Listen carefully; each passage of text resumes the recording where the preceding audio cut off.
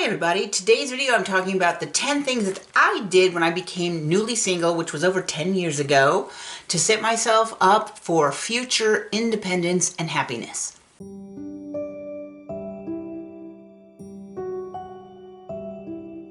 My name is Dawn Dickinson. The channel is Living Your Best Life Over 55, and these are 10 things that I did about a decade ago when I became newly single. Now, these are things that you could do if you are getting a divorce or if you've recently lost your spouse and have become a widow or widower. These 10 things worked for me. Not going to be something that works for everybody, but if just one or two of them will help you transform your life, then I feel like I've done a good job. So I'm going to start by saying the first thing that I did is I gave up my corporate job. I had a corporate job for years. I worked in information technology. I worked for companies like Intel. I worked for a pharmaceutical company. I worked for a mortgage company. And in information technology, it seemed to all be the same, just different circumstances and different bosses. But what I always struggled with, first of all, was the constant request for us to work overtime for free. That was pretty difficult, especially during times when you have young kids or you're trying to have kids and you're constantly being asked to work overtime and you're salaried employees, and so you don't get any extra pay for that. The other thing is having bosses telling you things to do that you really didn't agree were the best way to handle a job or the most productive way for the company. And often in IT jobs, you have bosses that don't really know how to do things like programming. They just are managers and they're managing employees. So when you have issues on how to make something work, you can't even go to your supervisor and ask for help because they have no idea how to do your job. So working at the corporate world was very difficult for me. I actually didn't leave my corporate job on purpose. I had my real estate license, but I was still working full time, and then I got laid off. And at that point, it's like, well, heck, I might as well try working real estate. And I ended up being my own boss, and I'm much happier for it because I can make my own hours. I can work with the people that I want to work with. I can market my business the way that I am most comfortable with. And for me, it has been very productive. It did take a long time. I struggled for a long time. I lost a lot of money at first until I found the best way to get business and leads. And then eventually, now 10 years later, I'm much happier for it. The second thing that I did, which I feel very empowered with, is I moved to where I wanted to live and not where everybody else told me that I should be living. Now, this you probably can't do if you have young children who are under 18 living at home, especially if you're sharing custody with the spouse. It's good to be close together. But once you're at the point where your kids are graduated from high school, you might consider, do you really want to stay living where you're living? I moved to Sedona, Arizona, which is about 2 hours north of where I grew up in Phoenix, where my kids still lived, where my family still lived. And I have to say it was very difficult at first because I moved here. I was starting a new business. I didn't have any friends up here, and it was tough. It was a little bit lonely. I did miss my family. I still miss my family today, but I know I can just drive 2 hours south and I can see them for the weekend if I can work that around my business. So for me, moving to where I wanted to live worked out really good because I eventually made a lot of friends here. I have more friends now that I've made in the last 5 years than I probably had made 30 years prior living in Phoenix. So for me, moving to the place that I wanted to live worked out to be a very good move for me. Now, the third thing I really like about being single and being independent is I can make important purchase decisions on my own. I decided I wanted to buy a car last year, and so I went and I picked it out myself. I did a test drive, and I purchased it all on my own. The other thing I've done is purchase a house, or actually in my case it was a townhouse. I have bought and sold real estate on my own. Now, of course, it's easier for me, right, because I am a licensed real estate agent, so it's easier for me to buy and sell homes. But being able to make those decisions by myself, these big financial decisions and investments by myself without having to ask permission for everybody, was very helpful and very good for my mental state. Okay, the fourth thing I did, and this didn't really happen on purpose, but I really drastically reduced drinking alcohol, almost cut it out completely. Now, I want to preface this by saying I was never really a big drinker, but in my youth, particularly times where I was in college or maybe very new in my career, we would often go out to happy hours and go out on the weekends drinking and get intoxicated, and maybe do that once or twice a week.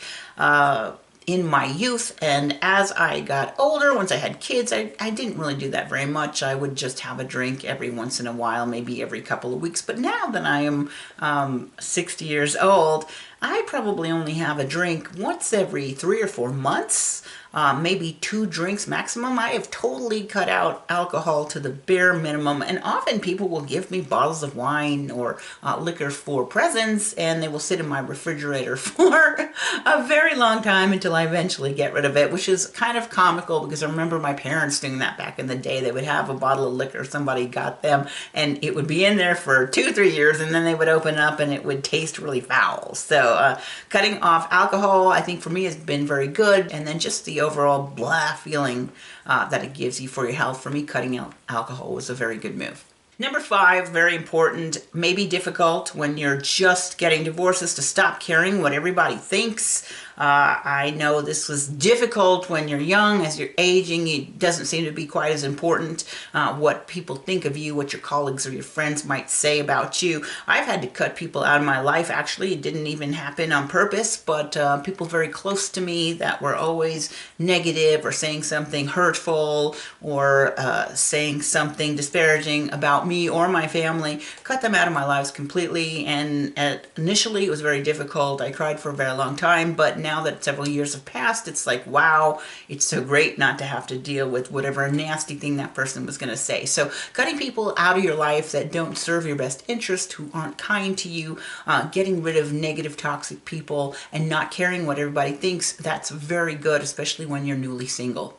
Okay, so the next thing that I did, and this didn't happen right away, actually took quite a long time, is I stopped worrying or looking for romantic partners, romantic interest, romantic relationships. And I don't know why when you're newly divorced, that seems to be completely opposite. You want to get a date, you want to get your next date, you want to get your next boyfriend or girlfriend, and you spend a lot of time thinking about it, signing up for dating apps, dating, and it seems to be like just a lot of frustration and heartache for me. So for me, once I got to the point where it's like, yeah, you know, not really looking to date anybody. Now, of course, if I meet somebody by chance and we hit it off and we go out, that would be fine. That would be kind of nice. That would be a plus. But I'm not looking for anybody. I'm not thinking about signing up for a dating app or meeting new people. If it happens, it happens. I certainly do enjoy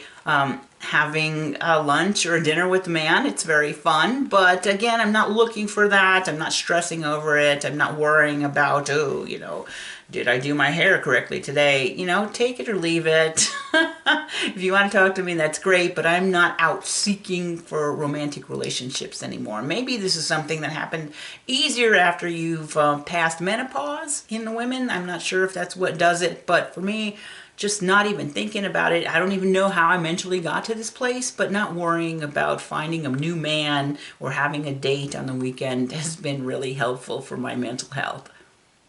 Okay, number 8 is something that I did, but I don't recommend anybody do this without consulting a doctor or getting professional help. But I weaned myself gradually off of all antidepressants and mood stabilizers. So let me back up. I probably started on antidepressants when I was 30 years old because I was working at Intel, and just working at Intel was so stressful and so draining, and you're constantly being criticized, you're constantly being told you're not doing it right, you're not good enough, and that anxiety made me so anxious for one and depressed that I felt like I needed to go on antidepressants. And I started a very terrible chain. I was on antidepressants for about 25 years, all sorts of combinations too, 2 or 3 at a time, antidepressants, mood stabilizers, a whole mix of drugs. It actually seemed to make things worse. You know, it's supposed to put you in a better mood, but for me, I was like a zombie for many years. And finally, at one point when I was about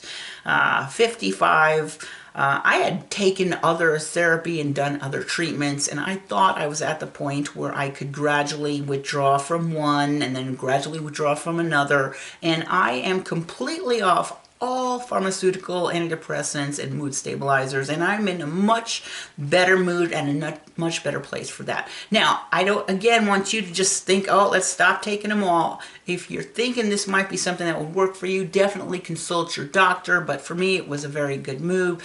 If you were interested in some of the events that led me up to withdrawing from all pharmaceuticals for depression, let me know that in the comments, because I could certainly produce a very long video on all the things that preceded me going off antidepressants. But again, I want you to know, not a doctor, don't recommend you just stop taking them, but you might want to start researching what it would take to remove yourselves from antidepressants if you've been on them for a long time and don't seem to be getting any benefit from them. Okay, number 9, for me, this has been great, is I go out with my friends all the time. Every week, at least one time, I'll go out with one of my girlfriends, and we'll go out to lunch and go shopping, or we'll just go hang out. Maybe we'll go to the pool, maybe hang out at somebody's house. But I do something at least once a week with the friends, sometimes more, and every day I'm talking to one of my friends. Now, of course, the more often I can talk to my kids, the better. My kids both live out of town. My son is about 2 hours away. My daughter's about 3.5, 4 hours away. But again, they have busy lives. Even if we were closer, we might not see each other that much. But if I can talk to them as much as possible, it's great. And if I could do something physically with one of my friends once a week and talk to one of my friends every single day, that puts me in a much better mood. And finally, number 10, something I've done recently is I just decided to embrace all my weirdo spiritual beliefs. So it was difficult for me because I was raised very traditional, very much Catholic, and sometimes the new agey stuff doesn't go over well with some of the old school religions. I am more open to spirituality. I'm more open to going to a type of a church where you might meditate in the session rather than having a traditional mass. I am open to doing things like having psychic readings, watching shows about psychic phenomena. I have to say I'm fascinated with psychic abilities and psychic phenomena, communicating with spirits and that kind of thing. And for me, not hiding it and being scared of my spirituality and embracing that has been very helpful for me. So that's it. My name's Dawn Dickinson. Those 10 things are the things that I did when I became newly single to set me up for a better life now that I'm heading into my 60s. I hope this information is helpful to you. If you do enjoy the video, please do me a favor and hit the like button, subscribe. I post videos every single week, and I hope to see you back here on the channel next week.